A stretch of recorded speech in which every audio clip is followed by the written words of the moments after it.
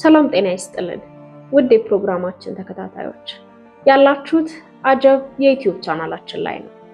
በዛሬው ዝግጅታችን ወደ ተባበሩት አረብ ኤምሬት ተጉዘን ከ27 ዓመታት እንቅልፍ መንቃት ስለቻለች ስለ አንዲት እድለኛ ሴት ታሪክ እናስቃኛችኋለን። ይህች ሴት የህይወቷን 27 ዓመታት በኮማ ውስጥ እንድታሳልፍ ያደረጋትን አጋጣሚና ከኮማ ስትነቃ የገለጠችውን አስደንጋጭ እውነት በተመለከተ ያዘጋጀንላችሁን ፕሮግራም እስከ ፍጻሜው ድረስ ተከታተሉት ዘንድ የአክብሮት ግብዣችን ነው። መልካም ቆይታ።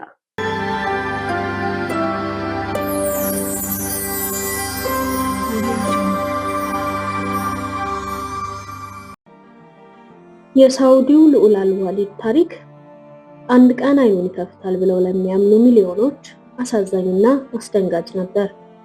ሰዎች የተኛው ልዑል እያሉ የሚጠሩት የሳውዲው ልዑል ከ20 ዓመታት የኮማ ውስጥ ቆይታ በኋላ ንቃተ ህሊናውን መልሶ ማግኘት አልቻለም።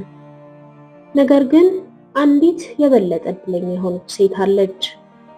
ሰዎች የተኛችው የኤምሬት ልዕልት እያሉ የሚጠሯት ሙኒራ አብዱላህ ከአሰቃቂ የመኪና አደጋ በኋላ ለ30 ዓመታት ያህል ኮማ ውስጥ ቆይታለች።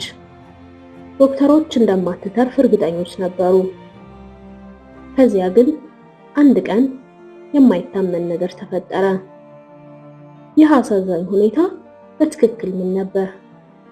ሙኒራ ኮማ ውስጥ እያለች ምን ተሰማት? በዙሪያ ያሉ ሰዎች ሲያወሩ መስማት ትችል ነበር? ይህ ተአምር እንዴት ተከሰተ? እና አሁንስ እንዴት እየኖረች ነው? የመደበኛ ኤምሬትስ ቤተሰብን ህይወት ለሁለት የከፈለው ይህ አሳዛኝ ክስተት የተከሰተው በ1991 ነበር። የአቡዳቢ ከተማ ነዋሪ የሆነችው የ32 ዓመቷ ሙኒራ አብዱላህ አደጋው በደረሰበት ወቅት የ4 ዓመት ልጇን ኦማርን ከትምህርት ቤት ለመውሰድ ወደ ትምህርት ቤት የወሰዳት አንድ ዘመዷ ነበር። መኪናቸው ከአውቶቡስ ጋር ሲጋጭም ይኸው ዘመዷ ነበር የሚነዳው። ሙኒራና ልጇ ከኋላ ወንበር ተቀምጠዋል። አደጋው የማይቀር መሆኑን ስትረዳ ልጇን ጥብቅ አድርጋ አቀፈችው። ኦማር ምንም ሳይሆን ከተሰበረው መኪና መውጣት ቢችልም እናቱ ግን ውስጥ በመቀመጫዎች መካከል ራሷን ስታቀርታለች። በዚያን ጊዜ ሞባይል ስልኮች ስላልነበሩ አስቸኳይ እርዳታ ለማግኘት መደወል አልቻሉም። በዚህም ምክንያት ምንም እርዳታ ሳታገኝ ለብዙ ሰዓታት በመኪና ውስጥ ቆየች። ዶክተሮች በመጨረሻ ወደ ሆስፒታል ሲያመጧት እሷን ለማዳን ምንም እድል እንደሌለ ቢናገሩም ነገር ግን ቤተሰቡ የሚችሉትን ሁሉ ለማድረግ በመወሰን ለሕክምና ወደ ለንደን ወሰዷት። እዚያም ዶክተሮች ቬጂቴቲቭ ስቴት በሚባል አንድ ሰው ነቅቶ ነገር ግን ስለ ራሳቸውም ሆነ ስለ አካባቢው ምንም አይነት የግንዛቤ ምልክት በማያሳይበት የንቃተ ህሊና መዛባት ላይ መሆኗን ገለጹ። የሙኒራ ቤተሰቦች ሙኒራ በድጋሚ ወደ ንቃተ ህሊናዋ እንደማትመለስ ከዶክተሮቹ የሰሙት ዜና ተስፋ አስቆራጭ ነበር። ከበርካታ ጊዜያት የህክምና ሙከራ በኋላ ሙኒራ ወደ ተባበሩት አረብ ኤምሬት ወደ ቤቷ ተመልሳ ለብዙ ዓመታት በተለያዩ ሆስፒታሎች ህክምና ስትከታተል ቆየች። በህይወት ለመቆየት ማሽኖች ላይ ጥገኛ መሆን ግድ አላት። በቱቦ ትመገባለች።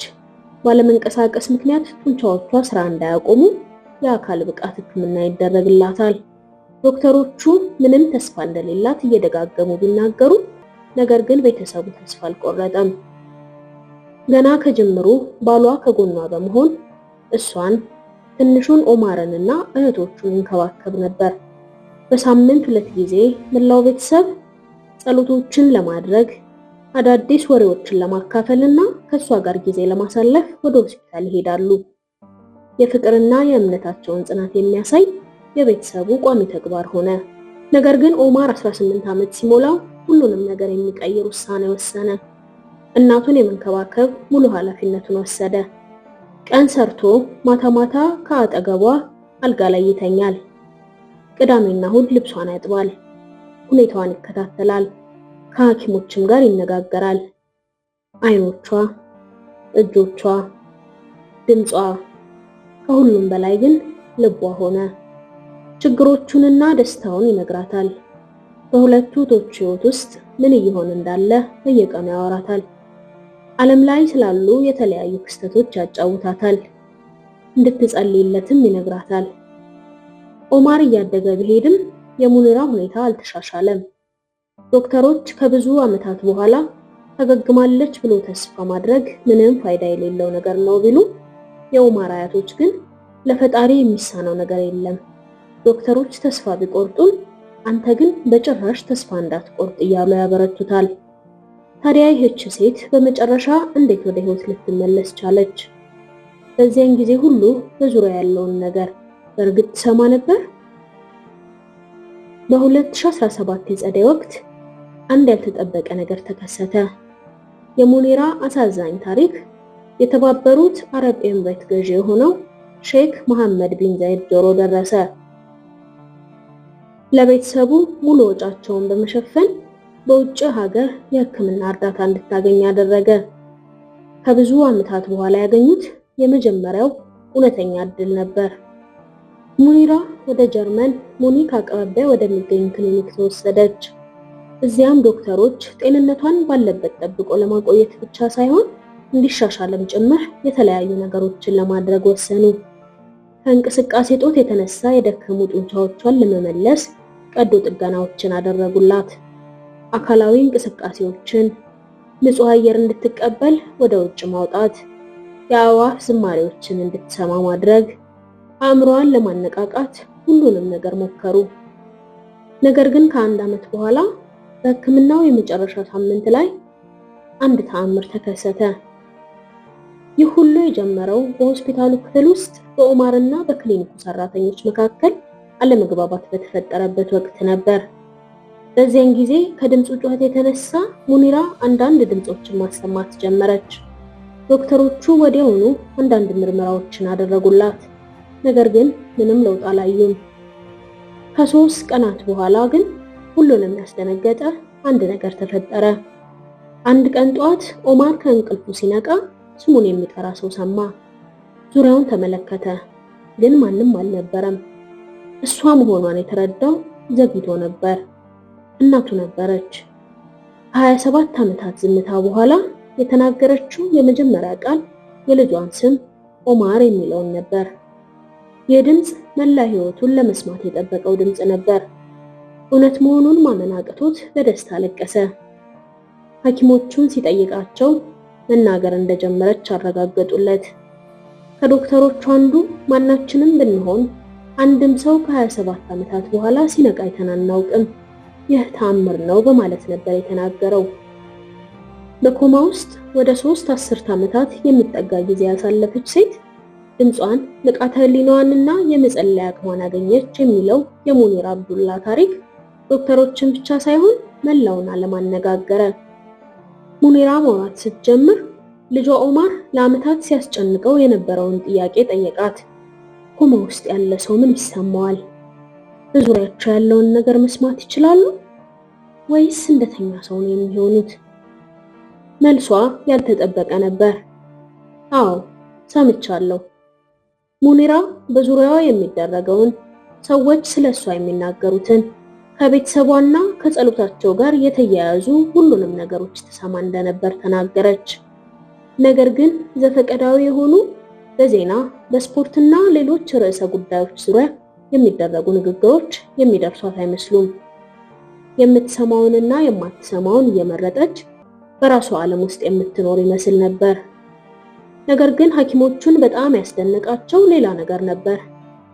ኮማ ውስጥ ከመግባቷ በፊት ሙኒራ ቁርአንን በቃሏ ታውቀው ነበር እና ከኮማ ከነቃች በኋላ ልክ እንደ በፊቱ አንቀጾችን ማንበብ መቀጠሏ ነበር።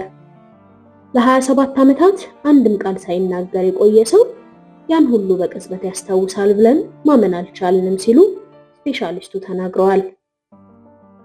ዛሬ ሙኒራ ወደ ሀገሯ ተመልሳ በአቡዳቢ ትኖራለች። በከፊል ሽባ ሆናለች። የምትንቀሳቀሰው በዊልቸር ነው።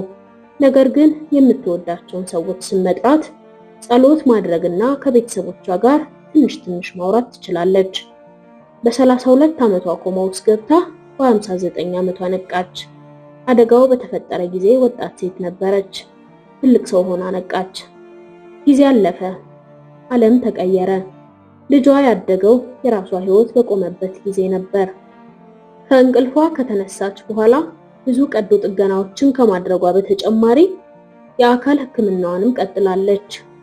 ዶክተሮቹ የሙኒራ ሁኔታ መሻሻልን ቢያሳይም ነገር ግን ከፊታቸው ያለው መንገድ አሁንም ረጅም መሆኑን ይናገራሉ። ልጇ ኡማር አሁን የመንግስት ስራ የሚሰራ የ38 ዓመት ወጣት ሲሆን አሁንም ከጎኗ ነው። የኔን ታሪክ ለመገናኛ ብዙሃን የተናገርኩት በአንድ ምክንያት ነው።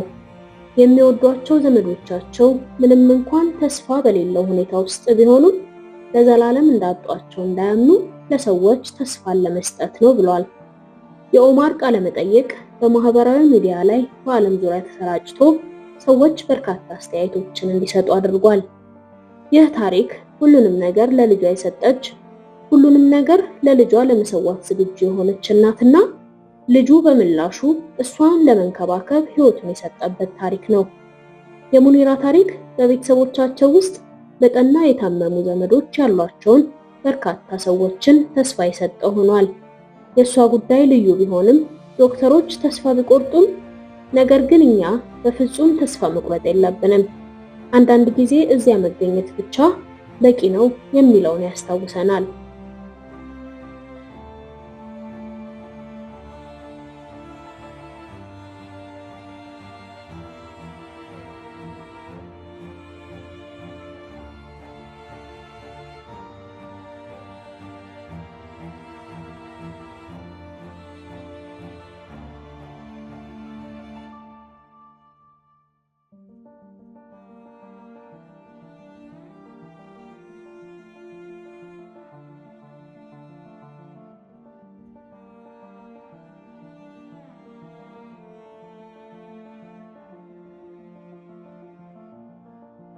ውድ ተመልካቾቻችን ለዛሬ ያዘጋጀንላችሁ ፕሮግራም የተከታተላችሁትን ይመስል ነበር።